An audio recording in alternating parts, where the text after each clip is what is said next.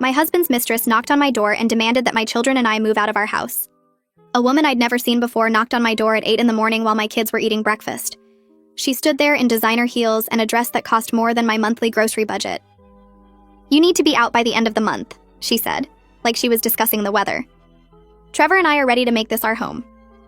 I thought she was insane. Some random woman showed up at my house talking about my husband Trevor and making demands. Then she held up a key, my house key. "Trevor gave this to me. He said you'd be difficult about the transition, but that you'd eventually understand this is what's best for everyone." She walked past me into my living room like she owned the place. Started talking about paint colors and which walls she'd knock down. My 3 kids stood there watching this stranger plan renovations to their home. "The children's rooms will make perfect guest suites once they're living with you full-time," she said. Trevor promised they'd only visit on holidays. That's when I learned my husband had been having an affair with Natalie for 2 years. 2 years of business trips that were really romantic getaways. 2 years of working late meant dinner at her apartment. 2 years of lying while I raised our children and kept our home running. Natalie had emails from Trevor on her phone. Showed them to me right there in my kitchen. He'd promised her everything. The house, his retirement savings, and a fresh start without the baggage of his first family. "He's already talked to a lawyer," she said. "The papers will be served next week. Fighting will just make this harder on your children." She actually said that, like she cared about my kids while planning to steal their home. Trevor came home that night acting normal. Kissed me hello, played with the kids, ate the dinner I cooked. I didn't say anything about Natalie's visit. Wanted to see how far he'd take this lie. He even initiated intimacy that night. Held me afterward and said he loved me, all while planning to throw us out for his mistress. The next day, Natalie came back, this time with a contractor. They measured rooms and discussed budgets while I stood there documenting everything on my phone. She pointed at family photos and said, "These will all need to go, obviously. I'm thinking a more modern aesthetic." The contractor looked uncomfortable when he realized I lived there. "Ma'am, did you approve this consultation?" Natalie laughed. "She doesn't need to. This will be my house soon." That's when I started digging. Found out Natalie thought Trevor owned the house outright. He'd told her he'd bought it before we married, that I had no claim to it, that he was rich from family money and his executive salary. All lies. The house was in my name only. My grandmother had left it to me 5 years before I even met Trevor. He'd moved into my house. He had no legal claim to it at all. His executive job?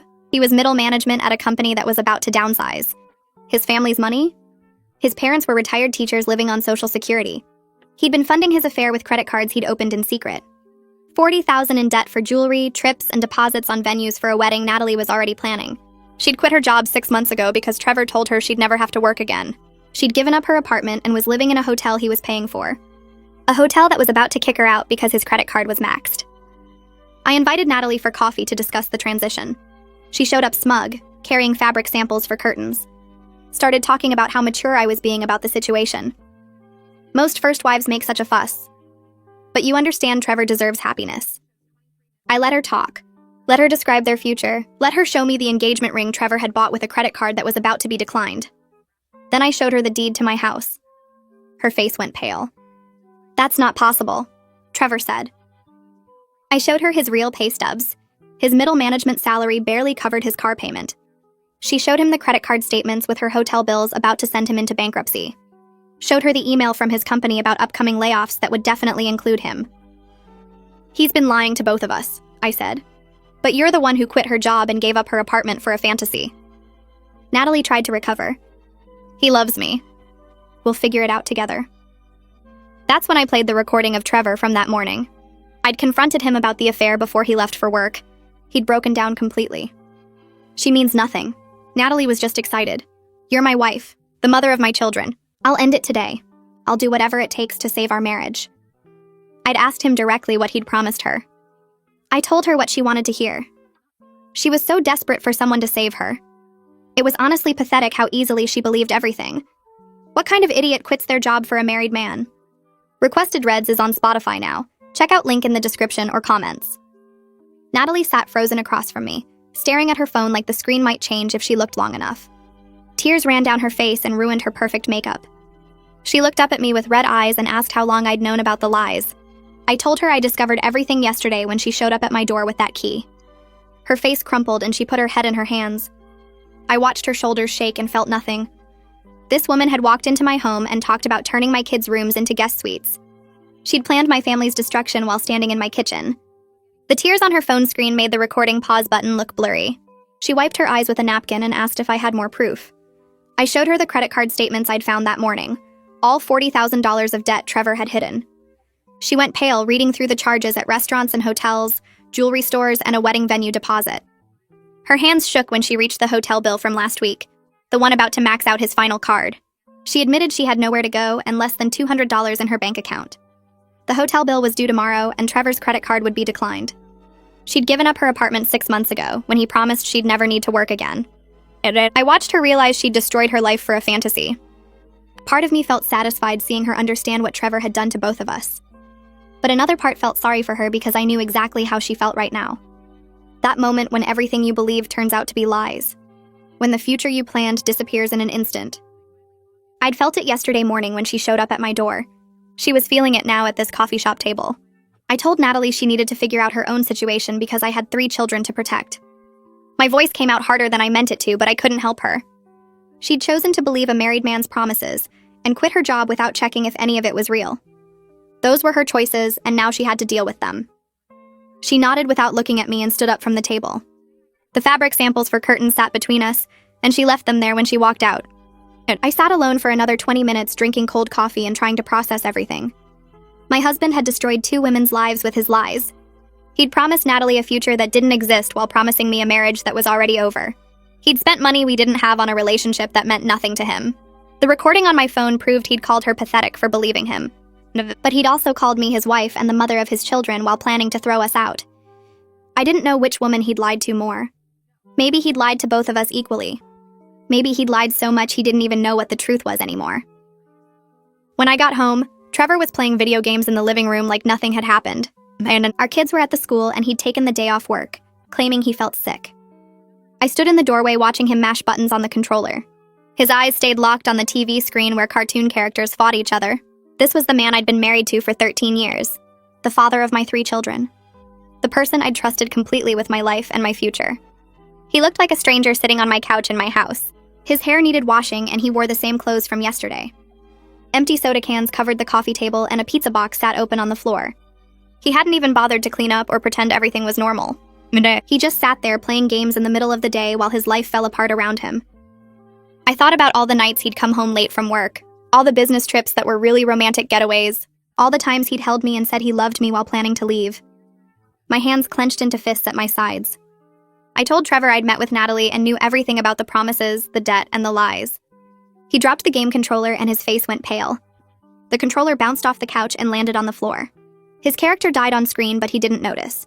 He started talking fast, making excuses about how things got out of control, and he never meant for any of this to happen. The words poured out of him in a rush. He said Natalie had pursued him and he'd been weak. He said the affair meant nothing and he'd just been telling her what she wanted to hear. He said the debt wasn't as bad as it looked, and he had a plan to pay it off. He said he loved me and the kids and couldn't lose us. Every sentence was another lie or excuse or blame shifted onto someone else.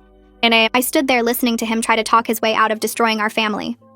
His voice got higher and more desperate as he talked. Sweat appeared on his forehead. He kept running his hands through his hair and looking around the room like he was searching for something to save him.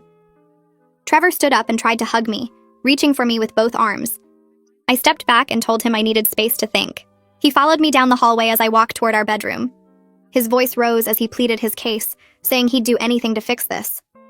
I grabbed an overnight bag from the closet and started packing clothes. He stood in the doorway talking about counseling and second chances and how every marriage had problems. I packed pajamas for the kids and their toothbrushes from the bathroom. He followed me from room to room, his voice getting louder. I packed my laptop and phone charger. He grabbed my arm and I pulled away, telling him not to touch me. His face crumpled and he started crying, saying he couldn't lose me. I told him I was taking the kids to my sister's place for a few days, so I could figure out what to do next.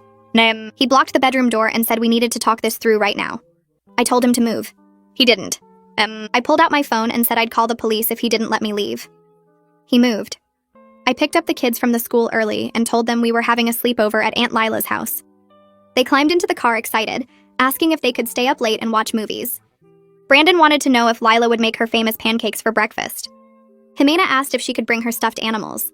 Solomon just kept saying he loved sleepovers. They didn't ask why we were leaving in the middle of a school day, or why I'd pulled them out of class early. They just chattered happily in the back seat about what games they'd play with their aunt. My phone buzzed constantly during the drive. Trevor sent 17 texts alternating between apologies and accusations that I was overreacting. He said I was being dramatic and making things worse. He said I was hurting the kids by taking them away from their home. No, he said I was refusing to listen to his side of the story. Then he'd apologize and beg me to come back so we could talk. Then he'd get angry again and say I was the one destroying our family. I turned my phone on silent and focused on driving. At Lila's apartment, I finally broke down and told her everything while the kids watched a movie in the other room. She held me while I cried on her couch. Then she got angry on my behalf, saying things about Trevor I wouldn't repeat in front of the kids. She paced around her living room listing all the ways he'd betrayed me. She brought me tissues and tea and let me talk until my voice went hoarse. She said she'd never liked Trevor but had kept quiet because I seemed happy. She said she'd always thought something was off about him but couldn't put her finger on it. Now it all made sense. She insisted I call a divorce attorney first thing tomorrow morning. She said I needed to protect myself and the kids before Trevor did more damage. She pulled up her laptop and started searching for lawyers who specialized in cases like mine. Her anger felt good because I was too tired to be angry anymore. I just felt numb and sad and scared about what came next. That night, I lay awake on Lila's couch listening to my children sleep in the guest room. The apartment was quiet, except for the hum of the refrigerator and occasional car passing outside. I thought about all the times Trevor had come home late from work with excuses about meetings and deadlines, all the business trips where he'd barely called home, all the moments I'd trusted him completely while he was with her. The betrayal felt like something heavy sitting on my chest, making it hard to breathe. I'd believed in our marriage and our future together. I'd believed he was working hard to support our family when really he was building a life with someone else. I'd believed his kisses and his promises while he planned to throw us away. Every memory from the past 2 years was contaminated now. Every holiday, every family dinner, every time he'd said he loved me. All of it was happening while he told another woman she was his future. I pulled Lila's blanket tighter around me and watched shadows move across the ceiling. In the morning, Lila helped me research divorce attorneys while the kids ate breakfast in front of cartoons. We found Veronica Vaughn, who specialized in cases involving hidden debt and infidelity. Her website showed reviews from other women who'd been through similar situations. One review said she'd protected a client's inherited property from a cheating husband. Another said she'd helped expose secret credit cards and gambling debts. Lila called the office and explained my situation to the receptionist. They had an opening that afternoon for a consultation. Lila said she'd watch the kids so I could go alone. I wrote down the address and appointment time. My hands shook holding the pen. This was really happening. I was hiring a divorce lawyer and ending my marriage. The kids laughed at something on TV, and I wondered how I'd explain this to them. The office building looked older than I expected. Pale brick with small windows and a parking lot that needed repaving. I checked the address twice before pulling in. Veronica Vaughn's office was on the 3rd floor, and the elevator made grinding noises that matched how my stomach felt. The waiting room had beige carpet and magazines from 6 months ago. A receptionist smiled and told me to have a seat. I clutched my folder of documents and tried not to think about what I was actually doing here. Getting a divorce lawyer, ending my marriage, breaking up my kids' family. The door opened and a woman in her 50s walked out. She wore a navy suit and had gray streaks in her dark hair pulled back in a bun. Her handshake was firm and her eyes were kind but sharp. She led me into her office and gestured to a chair across from her desk. I sat down and opened the folder with shaking hands. The house deed came out first. She studied it carefully, running her finger down the page to where only my name appeared. Then I showed her the credit card statements I'd printed from Trevor's email. Her eyebrows went up as she scanned the charges.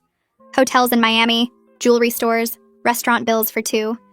The recording played on my phone and she listened without interrupting. Trevor's voice filled the small office, admitting Natalie meant nothing and calling her pathetic. When it ended, Veronica set down her pen and looked at me. She said I was in a strong legal position. The house belonged to me alone through inheritance. The debt was entirely in Trevor's name. I had evidence of his affair and his lies. She asked about our children, and I told her about Brandon, Jimena, and Solomon. She made notes on a yellow legal pad. We talked about protecting my assets and keeping the kids stable through this. She asked if Trevor had access to our joint accounts, and I said yes. She wrote something down and underlined it twice. Veronica explained that what Trevor did counted as financial infidelity. He'd hidden major debt while making decisions about our family's future. That would help my case in court. She said I needed to open a separate bank account right away and move my paycheck there. I should document everything we owned together. Get copies of bank statements, investment accounts, retirement funds, anything with both our names. Take photos of valuable items in the house. Make a list of everything. She said Trevor might try to hide assets or drain accounts once he knew I was serious about divorce. I needed to move fast. She could file for a restraining order on our joint savings to freeze it until the court decided how to split things. I asked how long this would take, and she said it depended on whether Trevor fought me. If he contested custody or tried to claim he deserved part of the house, it could drag on for months. But given the evidence I had, she thought he'd eventually settle. I left her office with a list of tasks and a retainer agreement to sign. My hands still shook as I drove back toward my house. Trevor's car wasn't in the driveway when I pulled up. He'd be at work for another 4 hours at least. I went straight to his office and started opening drawers. File folders full of papers I'd never seen before. I photographed every page with my phone. Bank statements showing transfers I didn't recognize. Credit card bills I'd never known existed. Investment accounts I thought had more money in them. I downloaded statements from his laptop using the password he didn't know I knew. His email held more surprises. Messages to Natalie about trips they'd taken while I thought he was at conferences. Photos of them together at restaurants I couldn't afford. Receipts for jewelry I'd never received. I moved to his car next. The glove compartment had more credit card bills stuffed in the back. Charges at expensive hotels. Payments to wedding venues. Deposits on a honeymoon cruise. The total kept climbing as I added everything up. Not $40,000 like I'd thought. Closer to $45,000. All of it spent on another woman while I used coupons at the grocery store. I took photos of everything and uploaded them to a cloud account he couldn't access. Then I put everything back exactly where I'd found it. The whole process took 3 hours and left me exhausted and angry. Trevor's car pulled into the driveway at 6:15. I was still in his office with papers spread across the desk. I heard his footsteps come down the hall and stop in the doorway. He looked at me sitting in his chair, looked at the credit card statements laid out in neat rows, looked at the bank records showing transfers to accounts I wasn't supposed to know about. His face went red and he started yelling. I was invading his privacy, going through his personal things, acting crazy and paranoid. He said I had no right to snoop through his office like some jealous psycho. I let him yell until he ran out of steam. Then I told him calmly that I'd hired a divorce attorney. I'd met with her that afternoon and showed her everything. The affair, the debt, the lies about owning the house. She said I had a strong case. He needed to pack a bag and find somewhere else to stay tonight. His face changed from angry to shocked. He said I couldn't kick him out of his own house. This was his home too. He'd lived here for over a decade. He had rights. I stood up and walked to the filing cabinet, pulled out the house deed and held it up so he could see. My name was the only one on it. My grandmother had left it to me before I ever met him. He'd moved into my house. He had no legal claim to any of it. Trevor's face did something I'd never seen before. It crumbled like paper getting crushed. He said that wasn't possible. We'd lived here together all these years, raised our kids here, made a life here. How could the house just be mine? I reminded him he'd told Natalie the same lies, that he owned it, that I'd have to leave, that he could give it to her. All false. He'd been living in my house rent-free while going into massive debt to impress his mistress. He tried to argue, said the law wouldn't see it that way. Marriage meant shared property. I told him to call a lawyer and ask. The house was mine through inheritance and his name had never been added to the deed. He sank into a chair and put his head in his hands. Then he started crying. Big gasping sobs that made his shoulders shake. He said he was sorry. He'd made terrible mistakes. He'd do anything to fix this. We could go to counseling. He'd end things with Natalie completely. He'd get a second job to pay off the debt. Just please don't throw him out. Don't take his kids away. Don't destroy everything we'd built. I told him he'd destroyed it himself. He needed to pack a bag and leave tonight. Tomorrow we could figure out a schedule for him to see the kids. But tonight, he had to go. Trevor refused to move. He said he wasn't going anywhere. This was his home and his family. I couldn't force him to leave. I pulled out my phone and called my father. Dad answered on the second ring and I asked if he could come over. I needed help with something. He said he'd be there in 20 minutes. Trevor's eyes went wide when he realized what I'd done. He knew my father was a retired police officer. Knew Dad would side with me. Knew he'd make sure Trevor left without causing a scene. He stood up and started pacing. Said I was being unreasonable, making this harder than it needed to be. We could work this out if I'd just calm down and think rationally. I didn't respond, just sat there watching him panic. When Dad's truck pulled up outside, Trevor finally went to the bedroom to pack. I heard drawers opening and closing, hangers scraping in the closet, a suitcase zipper. Dad came in through the front door and I hugged him. He asked if I was okay and I nodded. Said I just needed him here to make sure things stayed calm. Trevor came out with a duffel bag and a rolling suitcase. He looked at my father standing in the living room with his arms crossed. Dad didn't say anything, just stood there looking official despite being in jeans and a flannel shirt. Trevor tried one more time, turned to me with tears on his face and begged me to reconsider. Said he loved me and the kids. Said he'd made mistakes but he could change. Said he'd do anything. I told him to leave. He picked up his bags and walked out the door. I watched through the window as he loaded them into his car. Watched him sit in the driver's seat for a long minute before starting the engine. Watched him back out of the driveway and disappear down the street. Dad put his hand on my shoulder and asked where I thought Trevor would go. I said probably a motel, the cheap kind that took cash. His credit cards were maxed out and he didn't have many options. The next morning, I made pancakes for breakfast. The kids sat at the table eating and talking about school projects. Brandon had a science fair coming up. Jimena needed help with her math homework, and Solomon wanted to know if he could have a friend over this weekend. I waited until they'd finished eating before telling them I needed to talk about something important. Their faces got serious. Brandon put down his fork and looked at me with worried eyes. I said Dad and I were having some grown-up problems and needed time apart. He was staying somewhere else for a while so we could figure things out. Brandon asked immediately if we were getting divorced. His voice cracked on the word. I told him honestly that I didn't know yet. We needed time to think about what was best for everyone. But both parents loved them very much. That wouldn't change no matter what happened. Jimena started crying, asked if it was her fault, if she'd done something wrong. I pulled her into a hug and said no. This was about problems between adults, nothing the kids had done. Solomon looked confused, asked when Dad was coming home. I said he'd see Dad soon. We'd work out a schedule for visits. Brandon pushed back from the table and said he knew something was wrong. He'd heard us fighting, seen Dad sleeping on the couch. He wasn't stupid. I apologized for not telling them sooner. Said I was trying to figure things out before worrying them. He said that made it worse. Now he didn't know what to believe. I drove the kids to the school and watched them walk into the building. Brandon didn't look back. Jimena wiped her eyes before going in. Solomon waved from the doorway. Then I headed back to Veronica's office for our second meeting. She had paperwork ready for me to sign. Divorce petition, financial disclosures, a request for a restraining order on our joint bank accounts. She explained each document before I signed. Said she'd file everything with the court today. Trevor would be served within a week. We talked about custody arrangements. She recommended I ask for primary physical custody, with Trevor getting visitation rights. Given his current living situation and financial problems, the court would likely agree. She also gave me names of family therapists who worked with children of divorce. Said the kids would need support through this transition. I took the list and promised to call. She asked if I'd opened a separate bank account yet. I said no, but I'd do it today. She stressed how important that was. Trevor might try to drain the joint accounts once he got served. I needed my money protected before that happened. I left her office with copies of everything we'd filed. The divorce was real now. Official.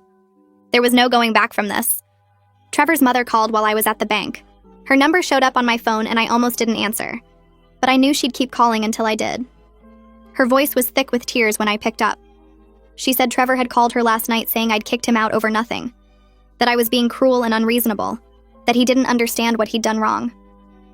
She asked me to please reconsider. To think about the children and the family we'd built together. I took a deep breath and told her the truth. About the affair with Natalie. About the lies he'd told both of us.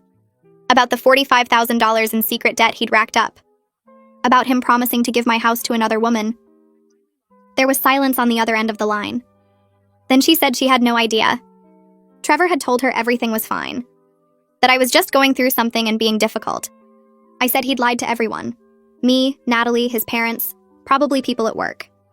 She apologized. Said she should have known something was wrong. Asked if there was anything she could do. I told her she could talk to Trevor about taking responsibility for his choices. About being honest for once. About being a good father even if he'd been a terrible husband. She said she would. Then she admitted she and Trevor's father couldn't help him financially. They were living on fixed retirement income and barely making ends meet themselves. I said I understood. We said goodbye, and I sat in the bank parking lot for a while before going inside. Veronica called me 3 days later. She'd served Trevor with the divorce papers at his workplace that morning. He'd been walking into the building when the process server handed him the envelope. She said he'd called her office within an hour. He was angry and humiliated, threatened to fight for custody of the kids, said he'd contest the divorce and make this as difficult as possible. He claimed he deserved half the house despite what the deed said, insisted he had rights after living there so long. Veronica said she'd told him to get his own attorney and have them call her, that nothing he said would change the facts. The house was mine. The debt was his. The affair was documented. He had no legal ground to stand on. My phone rang minutes after I hung up with Veronica. Trevor's name flashed on the screen. I answered, and he immediately started yelling. How could I do this to him? Serve him at work where everyone could see? Humiliate him in front of his coworkers? I was destroying his reputation and his career. I said calmly that he'd destroyed those things himself. The divorce papers just made it official. He said he'd fight me for everything. The kids, the house, whatever money was left. I'd regret treating him this way. I told him to have his lawyer contact mine and ended the call. I spent the next morning researching family therapists who specialized in helping kids through divorce. Found Isabella Curtis online with reviews from other parents going through separations. Her office could see us that week. I called and scheduled appointments for all 3 kids. Brandon's would be Tuesday after school, Jimena's on Wednesday, and Solomon's on Thursday. The receptionist asked if I wanted to come in first to discuss the situation. I said yes and booked myself for Monday afternoon. That same day, Trevor's phone started ringing constantly. He was still staying at the motel, calling me every few hours with updates I didn't ask for. Around 3 in the afternoon, his name flashed on my screen again. I almost didn't answer, but something made me pick up. His voice sounded different. Panicked. He said his boss had called him into a meeting that morning. The company was doing layoffs. His entire department was restructured. They were eliminating his position. He had 2 months of severance pay, and then nothing. He started talking fast, saying we needed to stop the divorce proceedings, that we could work this out, that he'd made mistakes, but losing his job changed everything. We needed to be practical about our situation. I listened to him spiral for about 3 minutes before I interrupted. I told him the divorce was happening regardless of his employment status, that his job situation was his problem to solve, not mine. He got quiet. Then he asked if I understood what this meant for child support, for the kids' future. I said I understood perfectly, that he should have thought about consequences before he racked up $45,000 in debt and destroyed our marriage. He hung up on me. My phone buzzed with a message request on social media that evening. Natalie's profile picture showed up in my notifications. The message said she knew I probably didn't want to hear from her, that she was staying with a friend but needed to find work and get back on her feet. She said she was sorry for her role in everything, that she should have questioned Trevor's stories more carefully, that she'd been desperate and stupid. I stared at the message for a long time before responding. I told her I didn't know what she expected me to say. She replied immediately asking if we could meet for coffee one more time. She said she needed to show me something. I don't know why I agreed. Maybe I wanted to see how far Trevor's lies had spread. Maybe I just wanted to watch her suffer a little more. I told her to meet me at the same place we'd gone before, 2 days from now at 10 in the morning. Natalie looked worse than I'd ever seen her when she walked into the coffee shop. Her hair was pulled back in a messy ponytail, no makeup, wearing jeans and a plain shirt instead of the designer clothes she'd shown up in before. She had dark circles under her eyes like she hadn't slept in days. We sat down and she immediately started talking. Trevor had been calling her constantly. Sometimes he blamed her for ruining his marriage. Other times he begged her to take him back. He'd call at 2 in the morning crying, then call at 7 angry and accusing. She said she'd blocked his number twice, but he kept finding ways to contact her, using different phones, creating new email addresses, showing up at her friend's apartment building.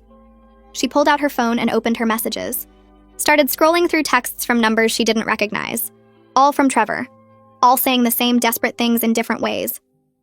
I read through the messages she showed me.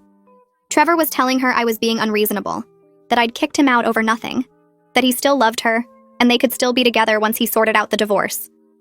He was promising her they'd get through this together, that his lawyer said he had a good case for getting half the house, that his severance pay would tide them over until he found a better job. Every single thing he was telling her was a lie. I looked up at Natalie and saw she knew it too. She said she'd finally looked up property records online, verified that I owned the house outright. She'd called his company pretending to be calling for him and learned about the layoffs. She'd checked court records and seen the divorce papers. She said she couldn't believe she'd been so stupid, that she'd given up everything for someone who couldn't tell the truth about anything. I told her Trevor was still lying to both of us because he couldn't face reality, that he'd rather keep spinning stories than deal with what he'd done. Monday afternoon, I met with Isabella Curtis alone before bringing the kids in.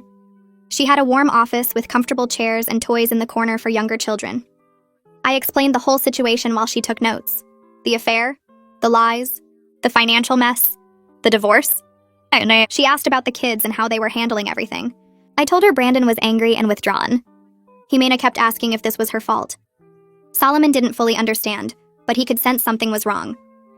Isabella said those reactions were completely normal for their ages. She'd work with each of them individually at first, and then maybe do some family sessions later. She also suggested I consider individual therapy for myself. I said I'd think about it. The kids had their first sessions that week. Brandon went first and barely talked, according to Isabella. He answered her questions with one-word responses and spent most of the time staring at the floor. Jimena cried through half of her session, asking if Mommy and Daddy would get back together. Solomon mostly played with the toys and asked when he could see his dad again. Isabella called me after all 3 appointments and said they were processing things normally. Brandon's anger was expected. Jimena's sadness made sense. Solomon's confusion was appropriate for his age. She wanted to see them weekly for now and check in with me every few weeks about their progress. Maddox came over on Saturday with his toolbox and a bag from the hardware store. He'd bought new locks for all the doors and a security camera for the front entrance. I'd told him Trevor had been driving by the house at weird hours. Sometimes late at night, sometimes early in the morning before the kids woke up. He'd sit in his car across the street for 20 minutes just staring at the house. Maddox installed the new locks first. Then he mounted the camera above the front door and showed me how to check the footage on my phone. We spent the rest of the afternoon loading Trevor's remaining stuff into Maddox's truck. His clothes from the closet, his books from the shelves, his tools from the garage. Everything went into boxes and then into a storage unit Maddox had rented. I kept the key. Trevor could get his things when he found a permanent place to live. That evening, I sat down with each kid separately to answer their questions. Brandon came first. He sat on his bed with his arms crossed and asked me directly if Dad had cheated on me. I told him yes. He asked if that's why we were getting divorced. I said yes. He wanted to know if Dad was coming back. I said no. He nodded and didn't say anything else for a while. Then he asked if I was okay. I told him I would be. Jimena was next. She curled up next to me on the couch and asked if we could ever be a family again. I told her gently that Dad and I wouldn't be married anymore, but we'd both always be her parents. She asked if it was because of something she did. I promised her this had nothing to do with her or her brothers, that sometimes adults make bad choices that hurt the people they love. Solomon just wanted to know if he'd still see his dad. I told him yes, that Dad loved him very much and they'd spend time together soon. Trevor called me the following week saying he'd found an apartment. It was small and not in a great area, but it was all he could afford with his severance pay. He'd moved his stuff out of storage. He asked if he could see the kids. I said yes, but only supervised visits for now. We agreed he could come to Lila's house every other Saturday afternoon. The first visit happened that weekend. Trevor showed up with a bag of toys he couldn't afford and guilt written all over his face. The kids were excited to see him at first. They ran to him and he hugged them tight. But the afternoon was awkward.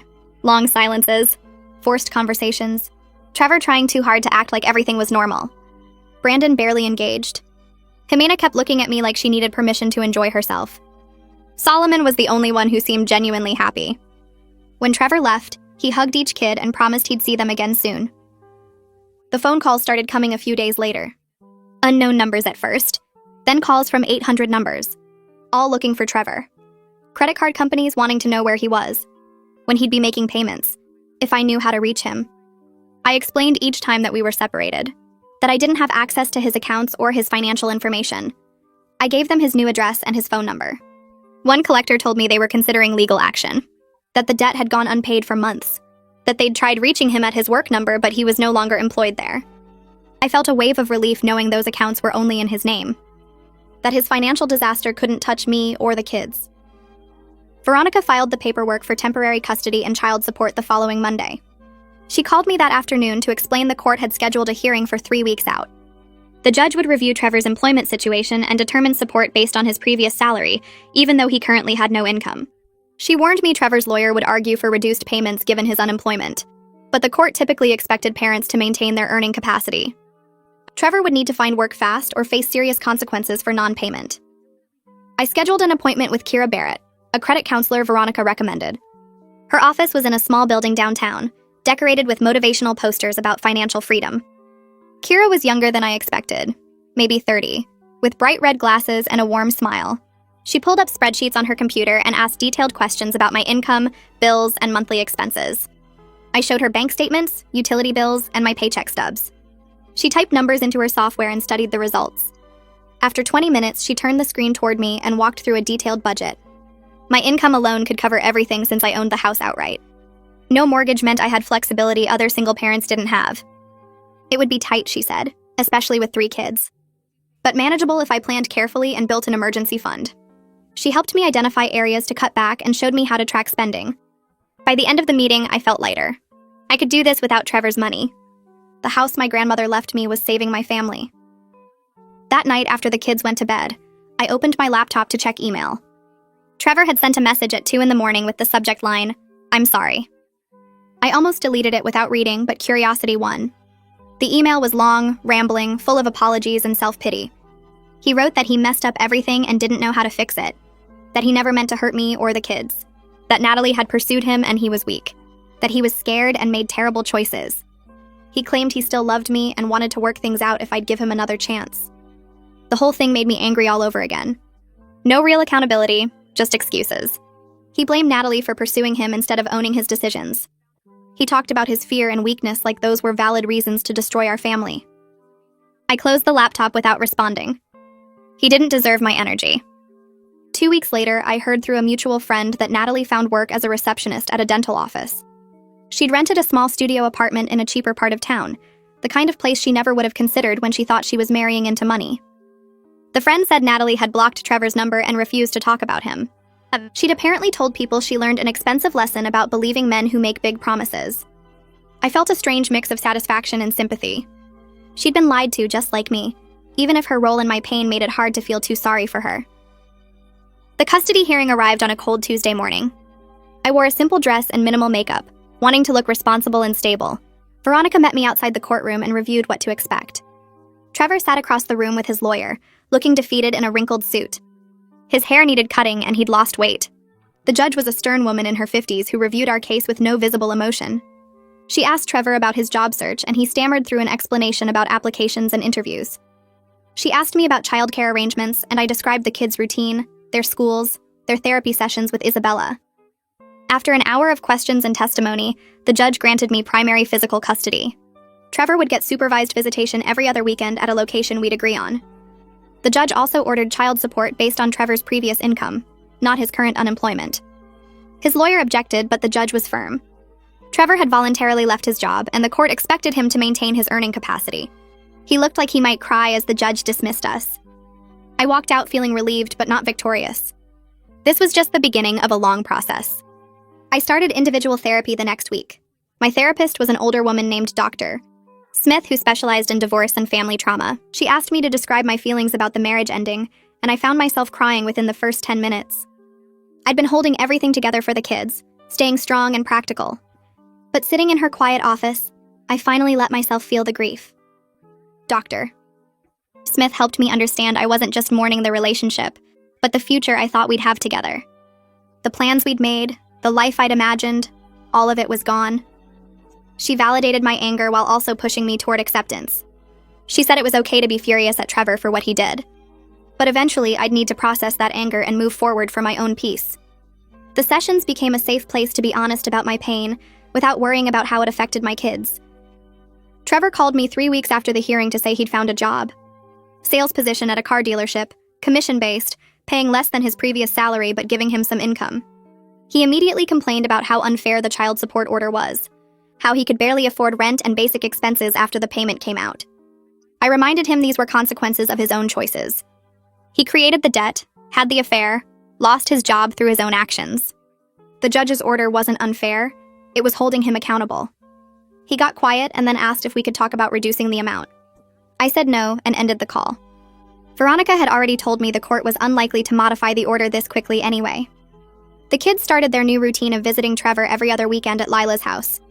She'd agreed to supervise until the court decided Trevor could have unsupervised time.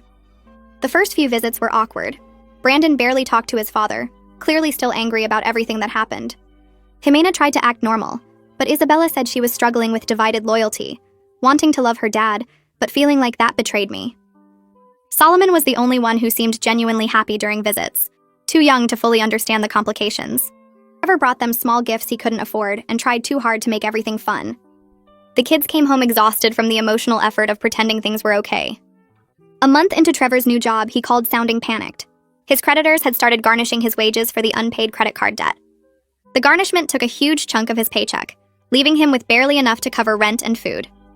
He asked again about reducing child support, and I refused again. I felt no sympathy for his financial crisis. He'd created it by lying and spending money he didn't have on an affair. Veronica confirmed the court wouldn't modify the order this soon, especially since his financial problems were self-inflicted. Trevor would have to figure out how to live on what was left after his obligations were met. 2 weeks later, a thick envelope arrived from a bankruptcy attorney named Antonio Hodges. The letter explained Trevor was filing for Chapter 7 bankruptcy to discharge the credit card debt. I called Antonio's office immediately, worried this might affect me somehow. Antonio was patient and professional, explaining the bankruptcy was Trevor's alone since the debt was only in his name. It wouldn't touch my credit or my assets. The discharge would eliminate Trevor's obligation to the credit card companies, but wouldn't affect child support or any other court-ordered payments. I hung up feeling grateful all over again that I'd kept my finances separate from Trevor's. His financial disaster was his problem, not mine or the kids. Dad came over on a Saturday morning with a yellow notepad and his reading glasses. We sat at the kitchen table while the kids watched cartoons in the living room. He'd already looked at my budget spreadsheet and made notes about where I could cut back and where I had some flexibility. We started with the basics, figuring out exactly how much I could put away each month without making life hard for the kids. It wasn't much, maybe $100 split 3 ways into separate savings accounts. Dad showed me how compound interest worked over 10 years, drawing little graphs on his notepad. The numbers looked small now, but they'd grow. Brandon would be starting college in 6 years and every dollar mattered.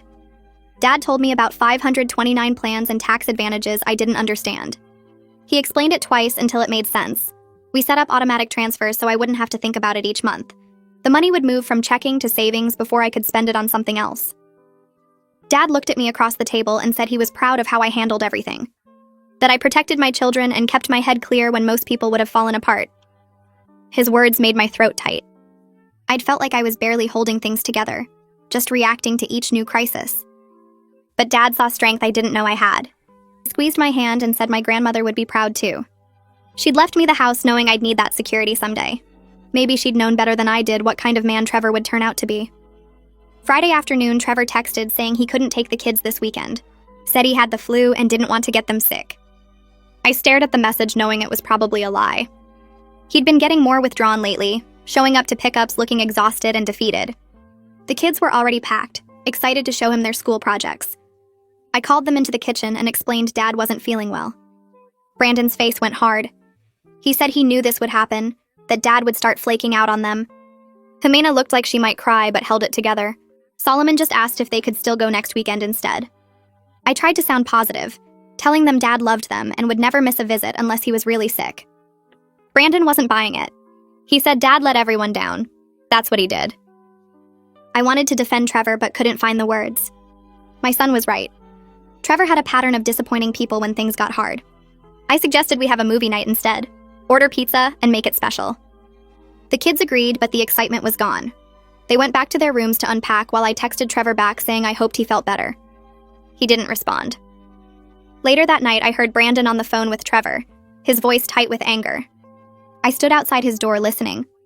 Brandon told his father he didn't believe the flu story, that everyone could tell he was just depressed about his life.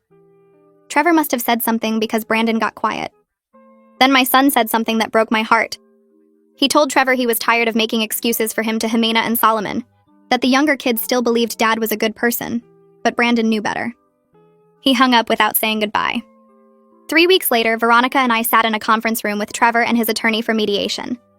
The mediator was a woman in her 50s who spoke in calm, measured tones. Trevor looked worse than I'd seen him, his shirt wrinkled and his hair too long. His attorney was young, probably fresh out of law school, clearly working cheap. Veronica had her files organized in neat folders, every document labeled and tabbed. Trevor's attorney started by saying his client wanted more visitation time and a reduction in child support. He argued Trevor had completed his parenting class and proved himself responsible. The support amount was leaving him unable to afford basic necessities. Veronica countered that Trevor's financial problems were self-inflicted and not the children's burden. The court had already set support based on his earning capacity, not his current situation. The mediator asked what visitation arrangement we could agree on. I said I'd accept unsupervised visits once Trevor completed the parenting class, which he had. Trevor looked relieved until Veronica added that the support amount would stay the same. His attorney argued for another 20 minutes, but the mediator sided with us. Trevor's debt and unemployment were consequences of his choices. The children shouldn't suffer because their father made poor decisions. We compromised on a schedule where Trevor got the kids every other weekend and one evening per week. He'd have them for half the summer break. But the support stayed at the court-ordered amount. Trevor signed the agreement without looking at me. His attorney packed up quickly, probably embarrassed by how poorly the mediation went. Veronica and I stayed behind to review the paperwork. She said this was a good outcome, that Trevor's attorney had been grasping at straws. I felt tired more than victorious. This was my children's father sitting across from me looking broken and desperate. There was no satisfaction in watching him fall apart, just sadness that this was what our marriage had become. The divorce was finalized on a Tuesday morning in late October, 3 months after Natalie knocked on my door. I wore a navy dress and carried a folder with copies of everything. Trevor sat with his cheap attorney at the other table. The judge reviewed the settlement agreement and asked if we both understood the terms. We both said yes. She asked if either of us wanted to contest anything. We both said no. The judge signed the papers and declared our marriage dissolved. It took less than 15 minutes. I felt relief wash over me mixed with this weird sadness I hadn't expected. This was really over. 13 years of marriage ended with a judge's signature and a few questions. I looked at Trevor across the courtroom and barely recognized him. He'd aged 10 years and 3 months.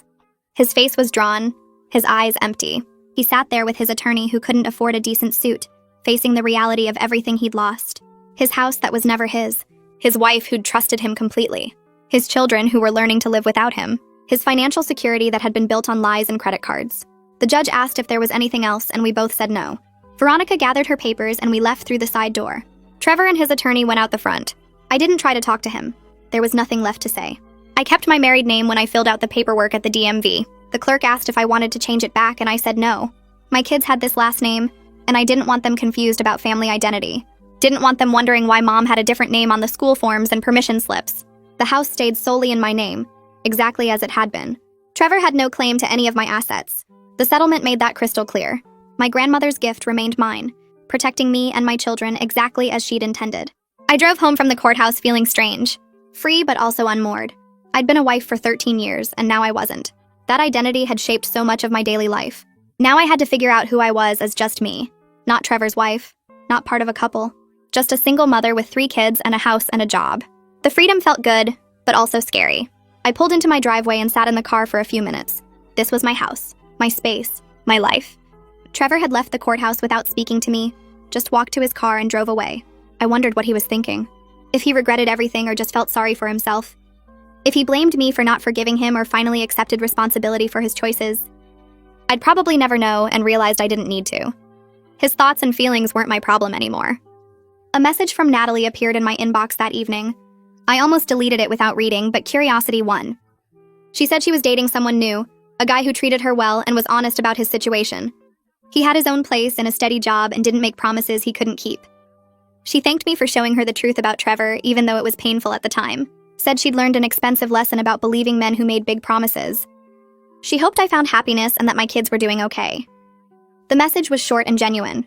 I wrote back saying I was glad she'd moved on and wished her well. No hard feelings. We'd both been victims of Trevor's lies in different ways. She'd lost a job and an apartment. I'd lost a marriage and years of trust. Neither of us deserved what he'd done. I closed the laptop and didn't think about Natalie again. She was moving forward with her life, and I needed to do the same. Trevor finished his parenting class 6 weeks after the divorce was final. The court approved unsupervised visitation, and suddenly my kids were packing bags to stay at his apartment for the weekend. I helped them pack on Friday afternoon, making sure they had everything they needed. Solomon was excited, asking if Dad had toys at his new place. Jimena was nervous, asking if I'd be okay alone. Brandon was quiet, just throwing clothes in his bag without much care. I drove them to Trevor's apartment across town. It was in a complex near the highway, small and basic. Trevor met us in the parking lot and helped carry bags upstairs. I didn't go inside, just watched them disappear through the door. Then I drove home to an empty house. I paced the living room for an hour, checking my phone every few minutes. Made myself dinner but couldn't eat. Watched TV without paying attention. Went to bed early but couldn't sleep. This was the first night my children had spent away from me since the separation. The house felt too quiet. I kept thinking about them in Trevor's small apartment, wondering if they were comfortable, if he'd fed them properly, if he was being a good father or just going through the motions. Sunday evening, my phone rang and Trevor said he was bringing them back. They walked in looking tired but okay. Solomon ran to hug me, talking about the park Dad took them to. Jimena said the apartment was small but nice. Brandon pulled me aside and said it was fine, but Dad seemed sad all the time. The place was really small with one bedroom and a pull-out couch. Dad slept on the couch and gave them the bedroom. He'd tried to make it fun, but you could tell he was struggling. I hugged my son and told him I was glad he was home. My coworker Maria cornered me at lunch 2 weeks later saying I needed to get back out there. She had a friend, a nice guy named Noah, who was divorced with no kids. He was stable and funny, and she thought we'd get along. I said I wasn't ready, but she insisted. Just coffee, nothing serious. I agreed mostly to get her to stop asking. Noah met me at a coffee shop on Saturday afternoon while the kids were with Trevor. He was nice enough, average height with glasses and a friendly smile. We talked about our jobs and our divorces. He asked about my kids, and I spent the next 40 minutes talking about Brandon's grades and Jimena's art class and Solomon's soccer games. Noah listened politely, but I could tell he was losing interest. I couldn't help it. My kids were my whole life right now. When he asked about my hobbies, I realized I didn't have any. Everything I did revolved around the children. Noah paid for coffee and we said goodbye in the parking lot. He said it was nice meeting me but didn't ask for a second date. I drove home knowing I'd blown it but also not really caring. I wasn't ready to date. Wasn't ready to think about myself as anything other than a mother trying to keep her family stable. Maybe someday, but not now. Not when everything still felt so raw and complicated. Brandon came out of his therapy session with Isabella looking lighter somehow. We drove home and he told me he'd been talking about his anger toward Trevor. Isabella helped him understand that being mad at Dad was okay, but it didn't mean he had to stop loving him. That people could make terrible choices and still be worth caring about. Brandon said he understood Dad made bad choices, but he was still his father. That didn't erase everything good from before. I pulled into our driveway and turned to look at my son. Told him it was completely okay to love his dad while also being disappointed in his actions. That both feelings could exist at the same time. Brandon nodded and said Isabella told him the same thing. He was trying to forgive Dad, but it was hard. I hugged him and said forgiveness took time, that he didn't have to rush it or force it. His feelings were valid, whatever they were. Brandon went inside to do homework, and I sat in the car thinking about my own feelings toward Trevor. I wasn't sure I'd ever forgive him completely, but I could accept what happened and move forward. That seemed like enough for now. Thanksgiving was coming, and I had to figure out custody schedules for the first time. Trevor called asking if he could have the kids for Christmas morning. I said no immediately. That tradition was mine, and I wasn't ready to give it up. He argued that he deserved time with them on the actual holiday. I countered that he'd destroyed our family and lost the right to make demands about Christmas. We went back and forth for 20 minutes before Veronica stepped in with a compromise. Trevor could have the kids Christmas Eve overnight. They'd wake up at his apartment, open presents there, then come home to me by noon for Christmas dinner. I hated it, but agreed. The kids needed both parents in their lives, even if it meant sharing holidays. I called Trevor back with the plan, and he accepted. His voice was quiet, defeated. He thanked me for being reasonable, even though I didn't feel reasonable. I felt angry and sad and cheated out of the Christmas morning I'd always imagined. But this was the new reality. Shared custody meant shared holidays. I'd have to get used to it. Christmas Eve arrived, and I watched my kids pack their overnight bags for Trevor's apartment. Brandon folded his clothes carefully. Jimena stuffed her favorite stuffed animals into her backpack, and Solomon kept asking if he could bring all his toys. I helped them gather everything they needed while trying to keep my emotions in check. This was the first major holiday we'd spend apart, and it hurt more than I expected. Trevor picked them up at 6, and I hugged each of them goodbye, telling them to have fun and that I'd see them tomorrow. The house felt empty after they left. I sat on the couch staring at the Christmas tree we'd decorated together, all their handmade ornaments hanging from the branches. My sister called to check on me, and I told her I was fine even though I wasn't. I went to bed early, not wanting to think about my kids waking up somewhere else on Christmas morning. They came home at noon the next day, talking excitedly about the presents their dad got them. Brandon got a new gaming system, Jimena got art supplies, and Solomon got a giant box of building blocks. They were happy, and that's what mattered. I made Christmas dinner, and we opened more presents around our tree. The day felt different, but not bad. Just different. We were figuring out how to make this work. Trevor called in February to tell me his bankruptcy was officially discharged. His wages weren't being taken anymore, and he could actually afford things again. He said he was looking for a better apartment with 2 bedrooms, so the kids could have their own space when they visited. I told him that sounded good and meant it. The kids needed a comfortable place at both homes. A few weeks later, he moved into a nicer place across town with actual bedrooms instead of just a pull-out couch. The kids came back from their first weekend there, excited to show me pictures of their room. They had bunk beds and their own closet and space for their stuff. Trevor seemed to be accepting his situation instead of fighting against it. He was still their father, and I wanted him to be a good one, even if our marriage was over. My boss called me into her office in March, and I assumed I'd done something wrong. Instead, she told me the company was promoting me to senior analyst with a significant salary increase. I'd been handling extra projects since the divorce, throwing myself into work to stay busy, and apparently it showed. The raise meant I could put more money into the kids' college funds and start an actual emergency savings account, instead of just hoping nothing broke. I drove home feeling lighter than I had in months. The financial stress that had been weighing on me eased up. I could breathe a little easier knowing we were secure. That night, I took the kids out for ice cream to celebrate and didn't worry about the cost. The independence felt powerful. I was taking care of my family on my own, and it was working. Jimena came out of her therapy session with Isabella in April and seemed more relaxed than usual. On the drive home, she told me Isabella said she was doing really well adjusting to having 2 homes. She wasn't as sad anymore and felt okay about the new normal. Solomon had been telling Isabella he liked having 2 houses because it meant 2 sets of toys and 2 rooms to play in. He talked about Dad's house and Mom's house like they were just normal parts of his life. Brandon's teacher called to say his grades had improved and he seemed more focused in class. His anger had transformed into something else, a maturity that made him seem older than 12. All 3 of them were finding their way through this. I ran into Trevor at Brandon's school science fair in May. We stood awkwardly near the refreshment table before he started asking about the kids' progress. I told him about their therapy updates and Brandon's improved grades. He looked genuinely happy to hear it. Then he apologized again for everything, saying he was in therapy now working on himself. He wanted to understand why he'd made such terrible choices. I told him I appreciated that, and was glad he was being a good father, despite everything that happened. We talked for another 10 minutes about normal parent stuff like summer camps and school supply lists. It felt strange, but not bad. We could do this co-parenting thing without hating each other.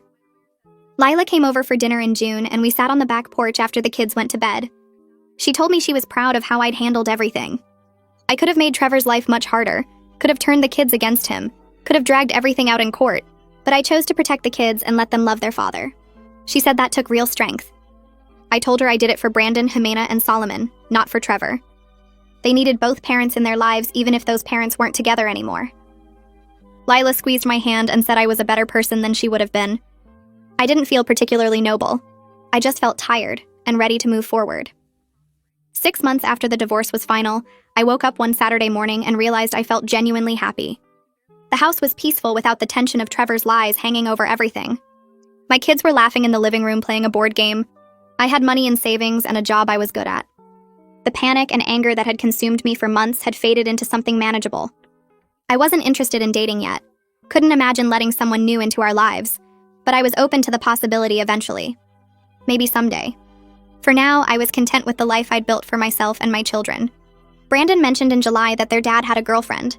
The kids had met her a few times and said she was nice but not trying to be their mom. Her name was Sarah and she worked as a nurse. She knew about the affair and the divorce and accepted Trevor anyway. I felt relieved hearing that. Trevor had found someone appropriate who understood his situation. He wasn't repeating his pattern of lies and manipulation. The kids seemed comfortable with her, which was all that mattered. I didn't need to meet Sarah or be friends with her. I just needed to know she was treating my children well. I used money from my promotion to take the kids on vacation to the beach in August. We spent a week building sandcastles, collecting shells, and swimming in the ocean. Brandon taught Solomon how to body surf, and Jimena found a perfect sand dollar she wanted to keep forever. We ate ice cream for dinner one night and stayed up late watching movies. On the last evening, Brandon and I walked along the shore while the younger 2 played in the sand. He told me this was the happiest he'd seen me in forever. I realized he was right.